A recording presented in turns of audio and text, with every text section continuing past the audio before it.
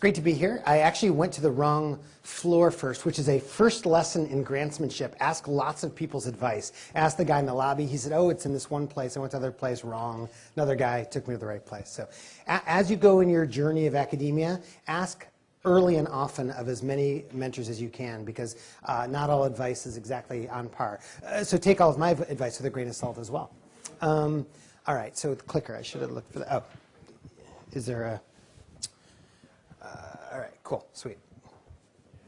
Okay, so the goal in my half an hour here is going to be to tell you a little bit about my story, just as an example of how one pursues funding and lines up an academic career. But then I will also give you the landscape, as I see it anyway, of some of the major funding sources. So that can be a resource for you as you think about funding for the work that you do. And then finally, some more general grant advice, grantsmanship. Probably you will get some of that in some of the other lectures as well. But again, it's good to hear it from a few different angles and a few different people. And then we'll take some questions.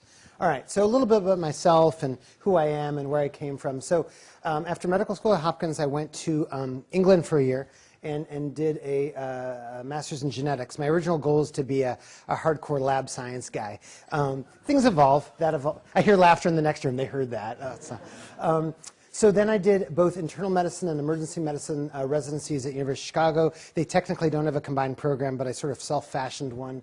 At that point, my wife said, get a job, you bum, and I got an attending position in emergency medicine.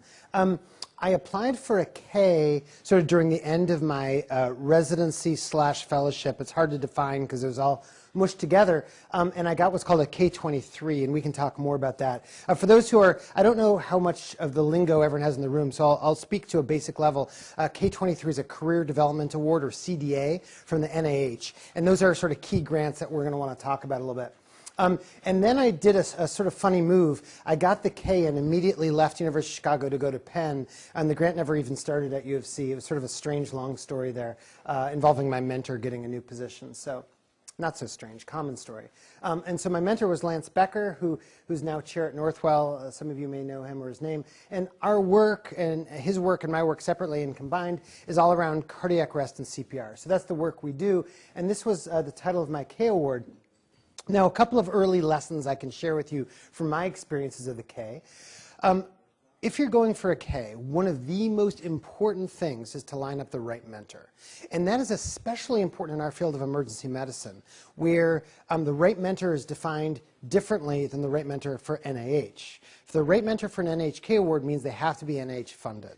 So you may meet someone who's terrific, who's smart, who really is into you, who's a generous mentor. If they haven't had NIH funding, I hate to say it, it just ain't going to work. And that's the cruel, hard reality of the thing. So they've got to be NIH funded, and there's got to be a strong evidence of a relationship. A lot of times people pull the following move. Oh, you know, there's this guy who's NIH funded who does what I do. He's somewhere else. I've never really worked with him, but he's a really nice guy. I met him at a conference. He's willing to be my K mentor because there's no one at my institution. That can work, but it's really tough to sell to the NIH. Because they'll be like, look, there's no guarantee these guys are going to work well together long distance. We don't see a publication track record. So those are two early pitfalls you can avoid if you can. And finding within emergency medicine the right NIH-funded mentor is hard. You may have to go outside of emergency medicine because we're still a relatively thin field, I hate to say. So that's one thing about the mentor. The other thing was the research plan has to be really well focused and have clear metrics, clear outcome measures. It's got to be rigorous, but that you knew. But then also you have to have some preliminary data with a few publications.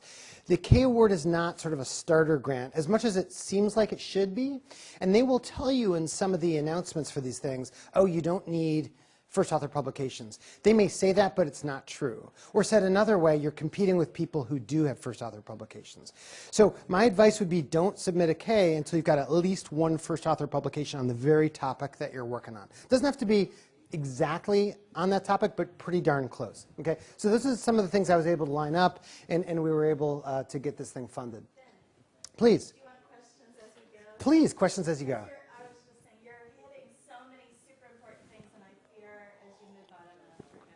Okay, all right. So for people who are trying to find a mentor in their institution to write a grant and the perfect scientific partner isn't at their institution, which you what do they do? That's really hard. And there's no easy answer, but here's a few possibilities. The simplest answer and the hardest answer is leave. That sounds really, that sounds horrible. And I'm not saying you can, should, are able to, whatever. But if you're young, single, mobile, and you absolutely got to do this thing, moving is something to the right mentor is not something that is not done. For example, a guy who's just poking around in the back of the room moved to work with me at Penn and uprooted him and his wife, and it's off to a great start. They don't have kids. They were in New York. It wasn't like that big a deal for them. So that's option one. Hard, simple and hard at the same time. Option number two is you have to be creative. So as I said, you may not find that person in emergency medicine. But let's say you have a burning desire to study infectious disease things. Look in the ID department. Let's say you want to study CHF. Look in cardiology.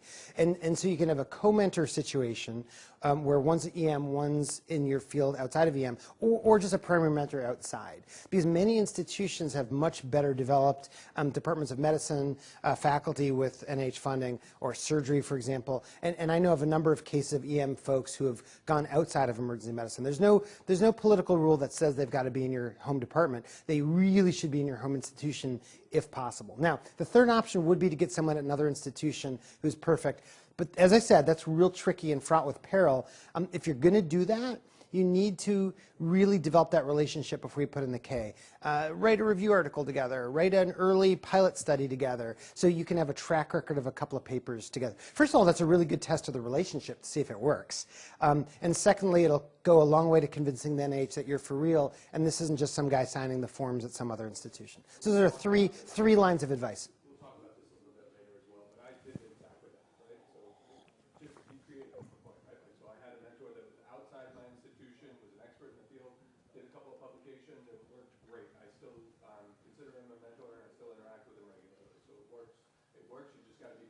That's impressive you pulled that off. It's hard to do, and the success rate of that is low, but it worked. Again, it's all on you and the mentor, right? Like this is a team, and so we'll talk more about that. But you got to be creative, and you got to be devoted to it. Another question. In terms of publications preparing for a successful grant, I've been getting estimates on the order of 8 to 12, half of which are first author, but not 15 to 20 because then 8 to 12 for Kate. I think that's excessive. The good news is I think that's excessive. That will unduly stress everyone out. I'll just tell you for my K, I had maybe, I think, 2 first author papers and 1 or 2 second author papers. So 3 or 4 papers total in my entire career at that point. And I think that's not atypical. You can't have 0. It would be really rare to get a K funded with a 0. So I think two or three papers with 1 or 2 being first author puts you at least on the playing field. Obviously more is better, but it puts you on the playing field. All right, so that's a little bit of that. So then my first R, now this was interesting because I applied for an R a couple of times and didn't get funded, which is very typical. We'll get to that later. But I was able to get a starter grant from the American Heart Association that was very much in line with what I wanted to do. And that bridged me to then apply for this R award. And R awards are sort of the staple big NIH grant. And the most common is the R01. You'll hear a lot of people talking about R01s. But there's a number of R01-like grants. One class is called R18, same sort of level of funding, but specifically geared towards dissemination implementation, which is sort of the area that I was interested in, not so important for today's discussion, and that's the title. The key things here were that the AHA grant allowed me to get a lot of preliminary data. The K you need a little bit. You can't apply for an R without a significant amount of preliminary data. It's just hard. So you need to have done a decent amount of work because it's a lot of money, and the NIH reviewers say, gosh, show us that you can do this and show us that this is a promising line of investigation. Again, a clear and focused research plan, but then also a sort of realism. I think one of the challenges many of us face in emergency medicine is our mentorship is young and eager. We're young and eager, and we sort of plunge right in with insufficient data in our clinical care. When we bring that to the NIH world, it doesn't go as well. So you really need a realistic plan that makes sense. It's got a clear timeline. A big problem is overambitious timelines or overambitious enrollments, where people say, look, this just isn't going to work in the time they proposed. those are some initial thoughts from IR. Now, one other pitch I'll make before I launch into the landscape is more training. I'm a big proponent that you need to do additional training, and I know this is like the last thing you want to hear when you've got bills to pay and debt to pay off, but this is such a specialized focus area of endeavor. That is writing grants, doing investigator-initiated research, that doing it out of residency is really gosh darn hard. Is it possible? I suppose. I wasn't able to do it, so I did a fellowship that really helped get me going. And there's a million ways to skin this cat. So there's master's programs. Certainly if you're really ambitious, you can go for a PhD, right? And there's MD PhDs. Some of you may be MD PhDs already. You can do a fellowship that's clinically oriented, but has a decent amount of research time built in. That's a great opportunity to get preliminary data in some focused area, as well as networking in your field. You can do other coursework. There's certificate programs. So there's a lot of ways to get additional training, but I really, really firmly believe in this current landscape, residency is not sufficient. Necessary, but not sufficient. I hate to say it, and I tell this to people, and they go, but it's just the reality of the thing. Okay, so now let's go to the meat of it, which is what is the landscape? Well, first off, and by the way, I should introduce Jeremy Brown, who's in the back, who's really going to tell you much more about it. It's a little embarrassing that I'm telling Jeremy about the NIH, so Jeremy, correct, as an NIH official, he can correct me if I'm screwing any of this up. By the way, NIH, if you ask Jeremy, he'll just give out money. He carries big bags of gold in his back pocket. Jeremy, do you have still the two for me you owe me, the two big... room upstairs. Excellent, excellent. Okay, good, good, good. I'm glad we have that arrangement. All right. I can joke with Jeremy. We go way back. So, all right. So, NIH. So there's sort of two basic divisions of NIH, intramural and extramural. All of you would fit in the extramural portfolio. So intramural means they have scientists at the NIH who are doing work on site with internal funding. That's not for any of us for a variety of reasons. A, it's mostly basic science. B, you have to be there working as a government employee at the NIH. So we'll quickly move past that to talk about extramural funding. So the NIH money is basically organized around institutes. And so, for example, my funding has been through NHLBI, National Heart, Blood, and Lung Institute. But there's many of them, 27 to be exact. Is it still 27, Jeremy, or is it more? All right, right, there you go. So it could be 46, who knows? But no, I believe it's 27. One of the biggest is National Cancer Institute. If you can somehow construe your work to be cancer-related, that would be really wise, because you know what they always say, go where the money is. But there's a variety of institutes. Now, there's a whole language, culture, sort of sophistication around the NIH business. And it's incumbent upon you, as future academicians, to learn it. It's not easy, so you have to just do it, get a good mentor. So, for example, if these terms, A0, A1, ESI, CSR, study section, PO, going to council, don't mean anything to you, this is the language you need to learn over the next 6 to 12 months. To someone who's NIH funded, those all like are, you know, you drop that out your back pocket, and it's like, oh yeah, sure, you're doing an A1, great. The pink sheets, how do they look? Okay. By the way, that's another one. Just to teach you a little bit of the pearls here, when you turn in a grant, you'll get a critique back. It's called the summary statement, but those in the know call it pink sheets. I think because it must have been used to be on a pink tear-off kind of carbon copy thing. So people that sound cool in NIH land go, oh yeah, I got my pink sheets back, and these are the score. They're not pink. They're not a sheet, it's a PDF. But so this is just to tell you that there's this whole weird subculture that you're about to embark on possibly, where we talk in terms of these. So if someone says pink sheets, you immediately know, yeah, he's an NIH player, I get it. Okay, cool, you know. But if someone says, oh, I got my grant critique back, yeah, they've probably just done it for the first time. No one calls it a grant critique. So anyway. And I won't go through all those terms, but I just wanted to impress upon you that there's a language to learn here. And I'm happy to teach you as much as I can during our time here. All right, so the institutes. So this slide may be useful in that I've gone through a few of the institutes, some of the topics of interest that may apply to some of the things you want to do, and funded people and where they're from who you could reach out to. Now, I haven't gotten their permission, but it doesn't matter. I don't have to. This is all publicly available on NIH websites, so you could have easily found this out yourself. I'm just expediting your process. So if any of these topics look good, they apply within these institutes, and these are some of the people you could reach out to and say, hey, I'm a young investigator. How did you do it? You know, how did it work? And I know for a fact all these people are nice people who, well, this VanEpps guy I just met, so I can't vouch for him, but all these other people are nice guys, and gals and guys, and they'd be happy to chat with you and offer their advice. Okay? So the key point, though, from this slide is that the topic of interest has to match the institute to a certain degree. Or it has to, at least you have to make a case that it applies. So for example, cardiac arrest clearly fits within NIH-LBI. If you're studying, diagnosis of UTI in the ED, that would be within infectious disease. Some are obviously less clear and could apply to different institutes. For example, I do work in post-cardiac arrest care and have applied variously to both NIH-LBI as well as NINDS, National Institutes of Neurologic Diseases. So anyway, and by the way, are the slides available on a website? Or I don't mind sharing any of this. If all right, because I see some of you taking notes. So hopefully you can get the slides later. Yeah. So you want to do work internationally. Obviously there's programming, but is there kind of a particular angle in terms of if you're doing TBI research that Global TBI. Yeah, that's a great question, and I may turf that a bit to Jeremy. I think it's okay, but it sort of depends how you structure the team and the money flow. Is that about right? Yeah, there is a Fogarty Institute, which is really focused on international research. Government's trying to get rid of that institute, but I think it's safe for now. And absolutely it is. It was on the guillotine. The other thing you should know is that every institute spends a certain percentage of its money on international projects. So usually a combination of those two things will hopefully get between. One more thing, so Captain Stanton is going to be here at lunchtime. This is supposed to be here at lunchtime. It has previously done sort of global health stuff with injury and trauma, but it has experience with that too. So a good person to sort of interact with at lunchtime. Okay. Good. So we'll keep rolling along. So what are the grants that NIH offers? And these, by the way, are not institute-specific. They apply across the entire thing. The institute's sort of where the money is, but the grants apply to the whole range of NIH activities. So we mentioned Ks, so I'll go a little deeper into this.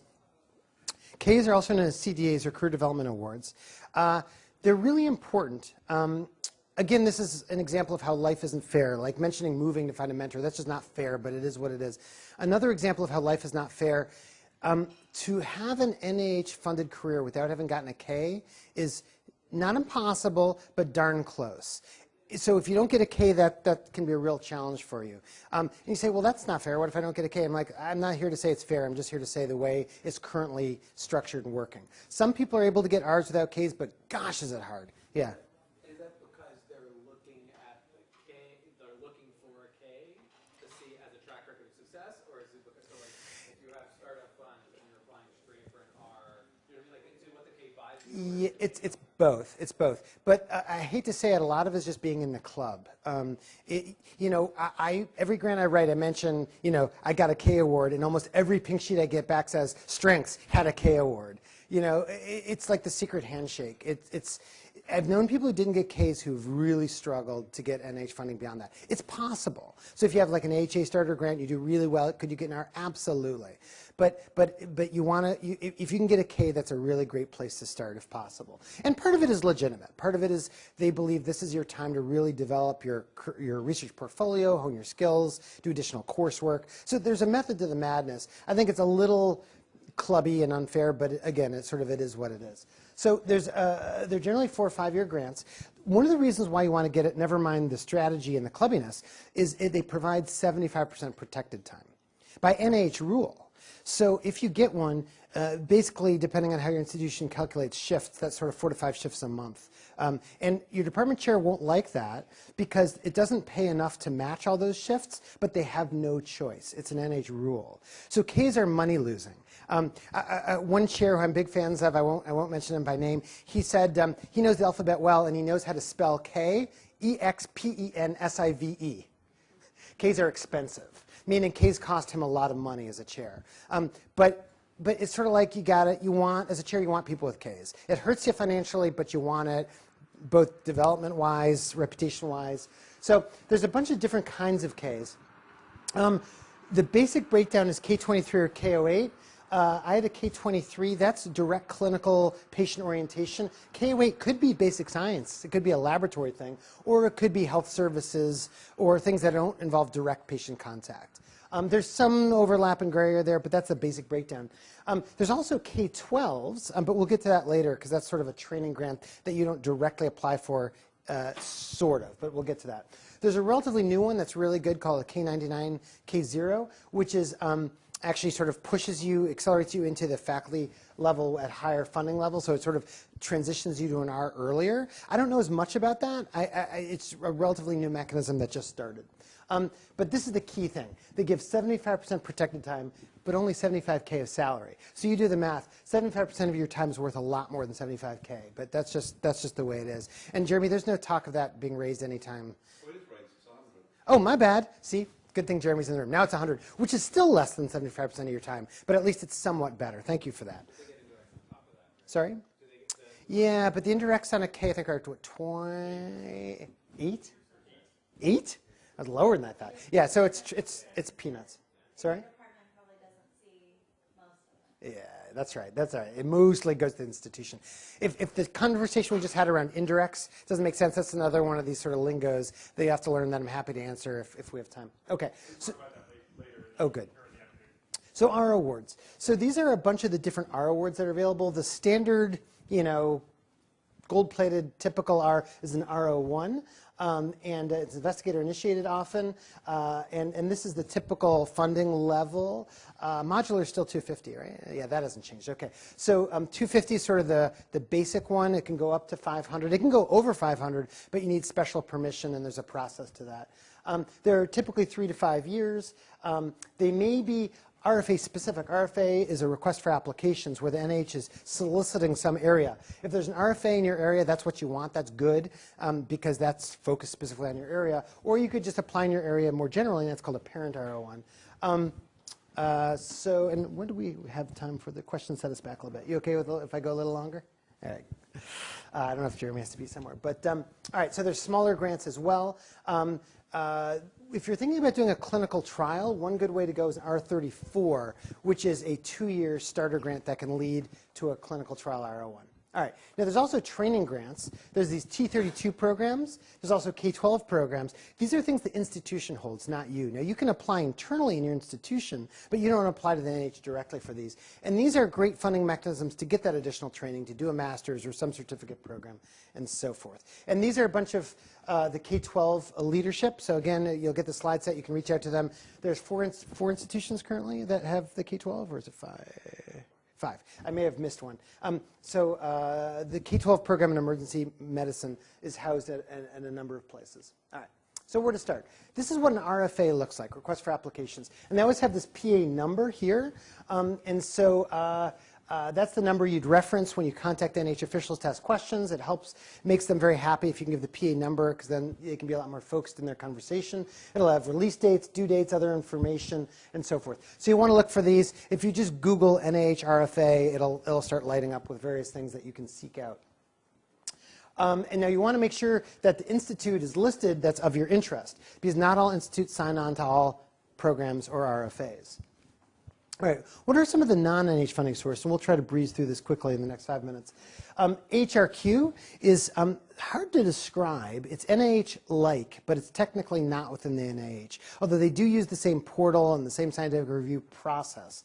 But AHRQ does health services research. So if you want to traffic in Medicare data sets or other large data or outcomes, AHRQ is one of the ways to go. And these are some folks who have had funding from AHRQ who you could reach out to. I know Craig's at this meeting. I don't know if Brendan's here. But again, people you could reach out to offline. Yeah, Brendan's here. Good. Department of Defense, I'll be the first to admit I know very little about. I've never applied for a DoD funding, although I probably should, being in the cardiac arrest business. And they have a lot of money. There's a variety of groups within a DoD that have funding for independent investigator-initiated research, ONR, DARPA, Army Research. You don't have to be in the military. I don't even think you need military collaborators. It depends specifically on the RFA and what they're talking about. But clearly you have to make a pitch that it's relevant for the military. You know.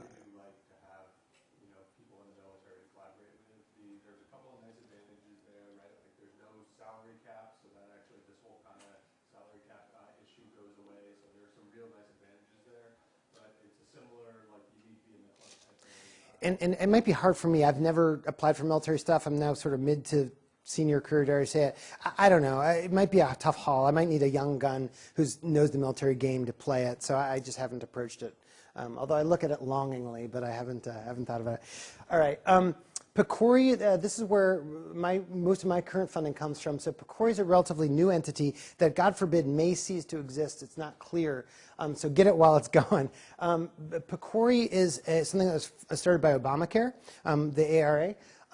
And it's a Affordable Care Act. It's an important entity. It's technically not governmental, although all their money comes from the government. If that doesn't make sense, I agree, but it is what it is. They structured it outside of government so that, in theory, Congress couldn't beat it up too bad. However, the money still comes from Congress. So if the current political climate says anything with the word Obama is no good, this has to be renewed in 2019, I believe. So there's a chance it will be chopped. We don't know yet.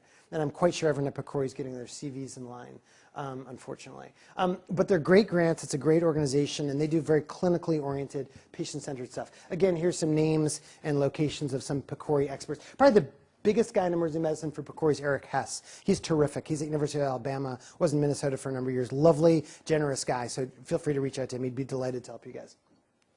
I would too. American Heart Association, if you have cardiac-specific stuff, they're a great group. They're complicated, though, in that they change up their grants every year. It's not like a standing portfolio, so you have to just stay on top of it, look at their funding. But if you Google AHA funding proposals, you'll see what they have, and they have some good starter grants for early career investigators. Certainly, there's a number of emergency medicine-specific funding sources. They tend to be smaller grants because our field is not rolling in the dough like DoD. Here's some examples of folks who have gotten emergency medicine grants that you could reach out to ask questions. They tend to be 1 year, sort of 20K, 50K, but again, terrific as a starter grant. You need less prelim data, and it could allow you to develop yourself to then apply for a K. I know very little about this, but I do know some folks have been funded by Robert Johnson. Karen Rhodes at Northwell's had significant RWJ funding. They do sort of more public health-oriented work, and they have a variety of RFAs from time to time. One of the things that you should think about also, there's a Harold Amos program, which is a diversity-oriented K award program. So I'm mentoring someone who's applying for this right now, and she's excited about this. It's basically a K, but you have to be a minority defined, however the federal government defines that. So yeah, Afro-American, Hispanic, that sort of thing. But it's a K award program, and it's great. And it's a collaboration between NIH and RWJ. So if you fit that bill, it's definitely worth looking into and applying for. Industry funding. So I've gotten industry funding through the years. The pros of that are it's really less formal. You know, it's more about relationship building with and finding mutual benefits to why we might work together. They're often smaller. Often there are strings attached, so you have to be careful. Industry is a double-edged sword, and sometimes issues around conflict of interest. I will say, though, that my whole career got launched by a small industry grant from Laerdal Medical Corporation that makes the resuscitation training dolls, you know, Annie. So I can't speak too ill of industry funding since it really got me going with a $40,000 grant in 2001. So that was sort of a big deal for me. And you know, I clearly, wait, maybe, darn it, I did not, I think I was supposed to put something here. Obviously, depending on your area, for ultrasound groups like Mindray, for critical care resuscitation groups like Edwards or other makers of equipment for critical care, Philips, for example, for biomarkers, companies like Roche, there are all these companies out there, and they, from time to time, post grants, but that's not typically how it works. It typically works that you meet someone, or you cold call someone. That works less well. You have to sort of know someone and say, hey, I'm doing this. Might you guys be interested? And you can develop a project together. It takes a little bit of the art of the schmooze, which I think is my next slide. Yeah, so you need to sort of perfect your pitch and find the right person. And I'm happy to give more advice offline on how this works. But you really have to have a value proposition. They're business guys. You got to speak the language. So the language of business are words like pain points or value proposition. That is, what problem for their business is your research addressing, and what's the value proposition of them funding you for their ROI, return on investment. Totally different language than NIH, but you know, you can speak French and German. It's all possible, you know. And there's a lot of interest in industry to partner with people because often they can't do things that you can do. So as a case example, my first grant was from Laerdal, developing a sensor to measure CPR quality, and I didn't have these connections, but my mentor did. So a well-connected mentor can do a lot of good for you. I made a pitch at a meeting just like this one, and I got $40,000 to do something. And it was a 2-page proposal. You know, there's no formality to this because it's not like a standard template. And it really, as I say, launched my career. And it led to this JAMA paper 3 years after getting the thing. So that was pretty cool. All right. So many universities have internal pilot grants. Those are things you can look for. I can't advise you on that since they're internal to your academic medical centers. It's one thing I can say. It's important to be on the mailing lists. You know, if you're on the right mailing list at your university, you'll get all the RFAs and all the things that come out. All right. So a couple of bits of advice in my closing minutes here. So it's important to stay nimble. Most grants don't get funded. Okay, so in my case, I had applied for a number of grants, didn't work out. So, okay, I retooled. I put in this AHA grant that did get funded that then led to a funding stream on a slightly different direction than I originally intended. That's okay. That's normal. You got to go a little bit where the winds take your sailboat. If you try to go against the wind, you know, you're just not going to go very far if you follow the analogy. So you have to be ready for changes. Sometimes mentors leave. So you have to be willing to be flexible. And sometimes it hurts in your soul because you may have to retool in your interests. But, you know, life is hard. No one said it would be easy. Now, what I will say, in sort of, I think this is my last slide in closing, is victory goes to the persistent. The best analogy, and I know Jeremy as an Englishman will appreciate the analogy, it's football, as he'd say soccer. Shots on goal. In soccer, forgive me, Jeremy, in soccer, most the victories go to the team that has the most shots on goal. Unless someone really gets lucky and just nails a winner at sort of the, you know, with the right striker in place. So what do I mean by that? You got to apply for a lot of grants. Most grants don't get funded. But just like soccer, a soccer game is won by a score of 1-0 or 2-1. That is to say, it doesn't take, a 1 R01 will completely get you going. It's all it takes is 1. So if you apply for 8 and you get 1, you're actually not doing so bad. Now, does that sound really painful? It is really painful. But that's just the nature of the business. So not applying for a couple of hours and getting them failed does not mean you're a failure. It just means you got to stay persistent. Many people at that point will lose heart and peel off. If you stay on it, you'll have a better chance of success. So just understand it's a long and arduous road. So you have to sort of enjoy the process, as painful as it may seem at times. It's also, this is words of wisdom from my mentor, Lance Becker, who always says research is a full body contact sport. What does he mean by that? You're going to apply for an R. You're going to put your heart and soul into it, or a K. You're going to get the pink sheets back, and they're going to trash you. They're basically going to politely say, this is a piece of crap, and you have no idea what you're doing. And that's going to hurt. Just like being body slammed in wrestling, not that I know about wrestling, you say, all right, fine, right back at you guys, and you get up and you try again. You just have to accept it. Think of it this way. It's much worse being a Broadway, aspiring actor, Broadway actor. You get up, you audition, no, want someone taller, want someone shorter, want someone blonder, want someone with a higher pitched voice. Rejection, rejection, rejection, rejection, wait tables, wait tables, wait tables, get no money. Maybe you land one middling role. So as much as we can whine, they've got it way worse. And it's the same concept. But there it's much more personal. At least it's about your science. When it's auditioning, it's about you as a look and sound and persona. So just prepare yourself for lots of rejection. It's just the way of the world.